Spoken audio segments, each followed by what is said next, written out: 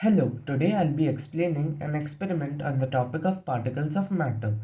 So, particles of matter are very small, they are beyond our imagination. Here we have taken three glasses and put ink in one of these glasses.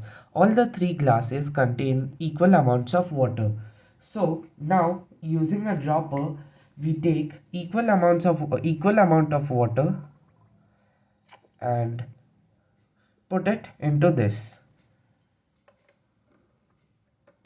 Now we stir it using a glass rod. As seen, the color dilutes. Now we will again take the equal amount of water and then put it into this. Now, as seen, the color has almost fully diluted. This shows that particles of matter are very small. With every dilution, the color becomes light, but it is still visible. Thank you.